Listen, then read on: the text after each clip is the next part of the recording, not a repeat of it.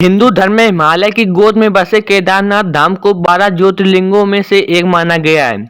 हिंदू पुराणों में साल के करीब 6 महीने हिम से ढके रहने के इस पवित्र धाम को भगवान शिव का निवास बताया गया है। ऐसा माना जाता है कि यहाँ भगवान शिव त्रिकोण शिवलिंग के रूप में हर समय विराजमान रहते हैं। महाभारत में इस धाम से जुड़ी इस कथा के बारे में वर्णन मिलता है, जिसमें यह बताया गया है कि यहाँ पांडवों को भगवान शिव ने साक्षात दर्शन दिए थे, जिसके बाद पांडवों ने यहाँ इस धाम को स्थापित किया। तो दर्शकों, आइए मिलकर जानते हैं केदारनाथ धाम मंदिर के बारे में पौराणिक कथा। धार्मिक ग्रंथों में वर्णित कथा के अनुसार महाभारत युद्ध में विजय के पश्चात पांडवों में सबसे बड़े युधिष्ठिर को हस्तिनापुर का नरेश के रूप में राज अभिषेक किया गया। उसके करीब 4 दशक तक युधिष्ठिर ने हस्तिनापुर का राज किया। इसी दौरान एक दिन 5 पांडवों भगवान श्री कृष्ण के साथ बैठकर महाभारत युद्ध की समीक्षा कर रहे थे। समीक्षा में पांडवों ने श्री कृष्ण से कहा, हे नारायण, हम सभी भाइयों पर ब्रह्म हत्या के साथ अपने बंधुओं की भी हत्या का कलंक है। इस कलंक को कैसे दूर किया जाए?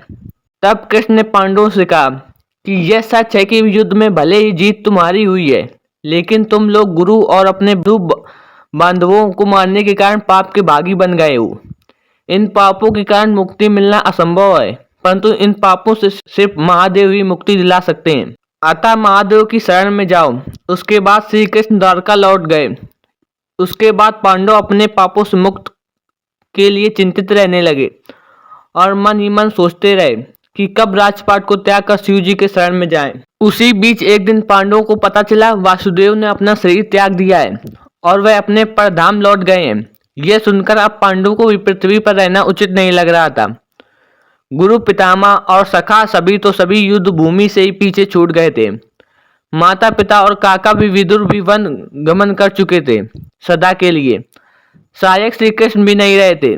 ऐसे में पांडवों ने राज परीक्षित को सौंप दिया और द्रौपदी समेत हस्तिनापुर छोड़कर शिव जी की तलाश में निकल पड़े। हस्तिनापुर से निकलने के बाद 5 भाई और द्रौपदी भगवान शिव के दर्शन के लिए सबसे पहले पांडव काशी पहुंचे, पर वे उन्हें वहां नहीं मिले।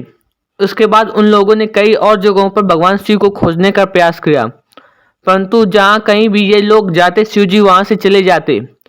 इस क्रम में 5 पांडव और द्रौपदी एक दिन शिव जी को खोजते हुए हिमालय तक आ पहुंचे। यहाँ भी शिव जी ने इन लोगों को देखा तो वे छिप गए, परंतु यहाँ युधिष्ठिर ने भगवान शिव को छिपते हुए देख लिया। युधिष्ठिर ने भगवान शिव से कहा, हे प्रभु, आप कितना भी छुप जाएं, लेकिन हम आपके दर्शन किए बिना यहाँ से नहीं जाएंगे। और मैं यह भी जानता हूँ आप इसलिए छिप रहे हैं क्योंकि हमने पाप किया है। युधिष्ठिर के इतना कहने के बाद 5 पांडव आगे बढ़ने लगे। उसी समय एक बैल उन पर झपट पड़ा। यह देख भीम उससे लड़ने लगे। इसी बीच बैल ने चट्टानों के बीच अपना सिर छुपा लिया, जिसके बाद की पूंछ पकड़कर खींचने लगे तो बैल का सिर धड़ से अलग हो गया और उस बैल का धड़ शिवलिंग में बदल गया और कुछ क्षण पश्चात उस शिवलिंग से भगवान शिव प्रकट हुए। शिव ने 5 पांडवों के पाप क्षमा कर दिए। आज भी इस घटना के प्रमाण केदारनाथ का शिवलिंग बेल के कूल्हे के रूप मौजूद है। भगवान शिव को अपने साक्षात देख पांडवों ने उन्हें प्रणाम किया और उसके बाद भगवान शिव ने पांडवों को स्वर्ग का मार्ग बतलाया और फिर अंतर ध्यान हो गए। उसके बाद पांडवों ने उस शिवलिंग की पूजा अर्चना की और आज वही शिवलिंग केदारनाथ धाम के नाम से जाना जाता है। दर्शकों, क्योंकि यहाँ पांडवों को स्वर्ग जाने का रास्ता शिव जी ने दिखाया था, इसलिए हिंदू धर्म में केदार स्थल को मुक्त स्थल माना जाता है और ऐसी मानता है कि यदि कोई केदार दर्शन का संकल्प लेकर निकले और उसकी मृत्यु हो जाए तो उस जीव को पुनर्जन्म नहीं लेना पड़ता। तो दर्शकों, उम्मीद करता हूँ आपको केदारनाथ धाम से जुड़ी यह कथा पसंद आई होगी। Thank you.